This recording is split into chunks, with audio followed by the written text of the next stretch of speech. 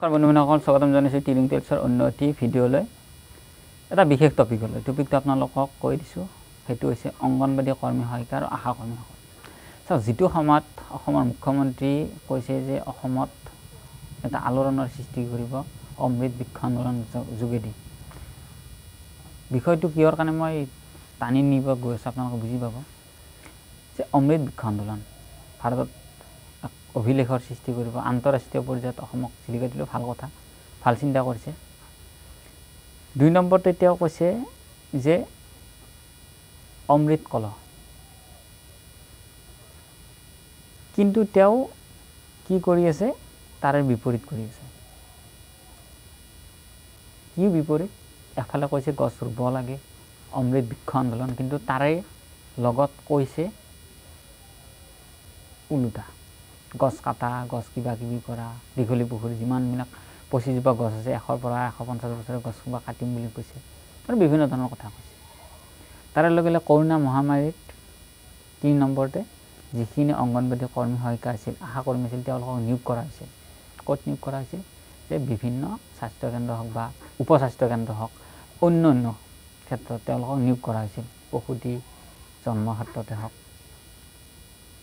৪ নম্বৰতে কোৱা হৈছিল যে অংগনবাদীবিলাকক আদৰ্শ অংগনবাদী কেন্দ্ৰলৈ ৰূপান্তৰিত কৰা হ'ব ৫ নম্বৰত কোৱা হৈছিল যে যিমানবিলাক খালী পদ আছে সেইবিলাক পূৰণ কৰা হ'ব কিন্তু এই ৫টা মই মাত্ৰ ৫টা কথা কৈছোঁ এই ৫টাত কিন্তু আপোনালোকে যদি চালি জাৰি চাই গোটেইবিলাকক প্ৰিণ্ট মিডিয়াত চাই ডিজিটেল মাধ্যমত চাই তাতে আপুনি কি পাব ইয়াত ওলোটা স্বৰূপহে পাব কি অসমৰ মুখ্যমন্ত্ৰী মানুহক কি চল প্ৰবঞ্চনা কৰিব বিচাৰিছে এইখিনি মোৰ কথা নহয় এইখিনি কোনে দুৰ্ভগীয়া সেইবিলাক অংগনবাদী কৰ্মী সহায়িকা আশা কৰ্মী মিনি কৰ্মী সেইবিলাক কৈছে তেওঁলোকৰ কি ২০০০-৩০০০ টকা মজুৰি নহয় চৰি ভুলকৈ কৈছোঁ মই মানুহ নিদি চলিব পাৰে নেকি আপোনালোকে কওক তেওঁলোকৰো ঘৰ পৰিয়াল আছে তেওঁলোক ঘৰ পৰিয়াল চলিব কেনেকৈ মই এইখিনি কথা বাৰ বাৰ উত্থাপন কৰিছোঁ যে অংগনবাদী কৰ্মী সহায়িকাসকল আশা কৰ্মীসকলৰ যিখিনি তেওঁলোকক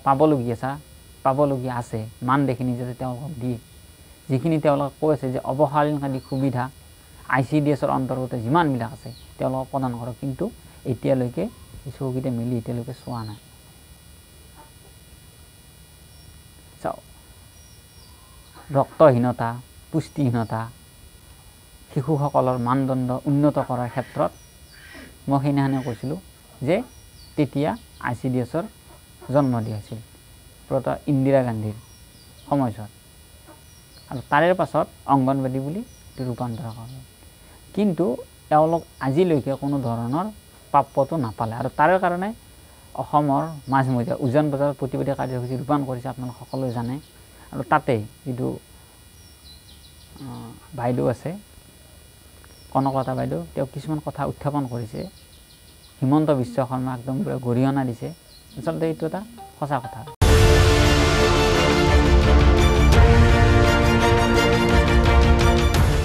মহানগৰীৰ উজান বজাৰত উত্তাল প্ৰতিবাদ অংগনবাড়ী কৰ্মী সহায়িকাৰ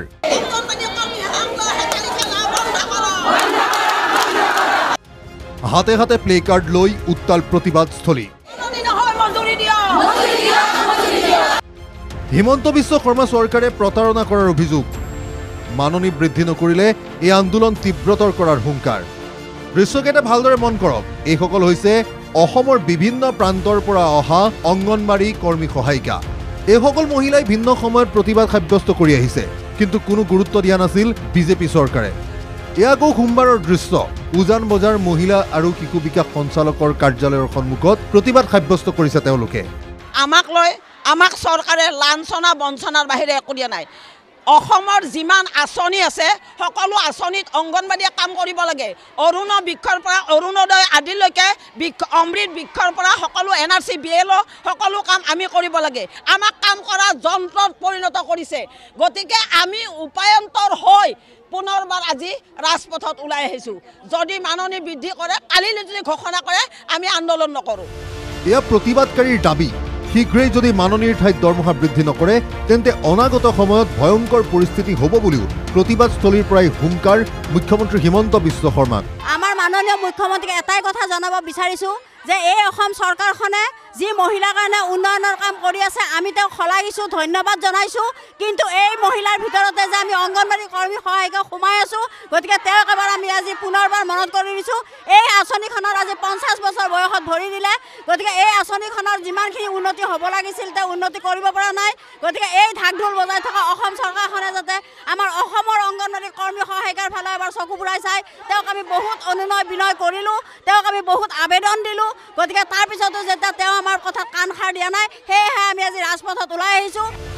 অসমৰ বিভিন্ন প্ৰান্তৰ পৰা অহা এইসকল মহিলাই আলোচনা আশ্বাসৰ বিপৰীতে শীঘ্ৰেই কেন্দ্ৰীয় চৰকাৰ আৰু ৰাজ্য চৰকাৰক বিষয়ৰ গুৰুত্ব দিবলৈ আহ্বান জনাইছে।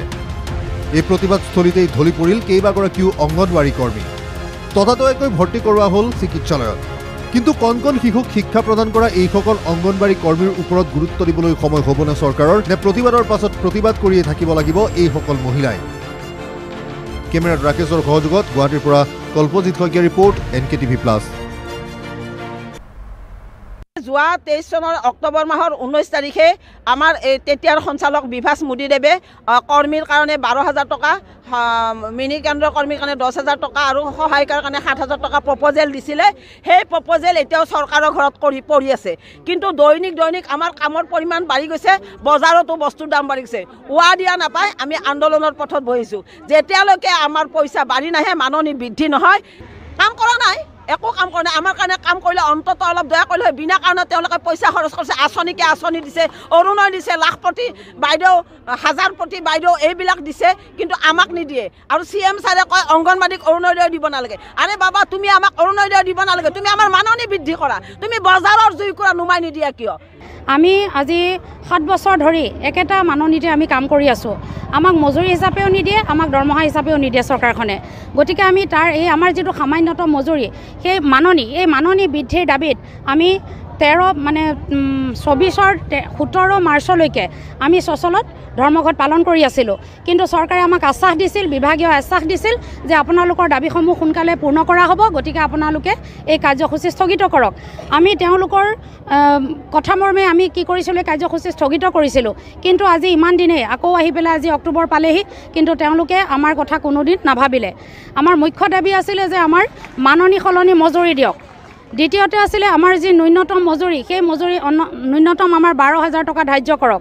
লগতে যিবিলাক আমাৰ মিনি অংগনবাড়ী কৰ্মী আছে তেওঁলোকক পূৰ্ণাংগ কৰক।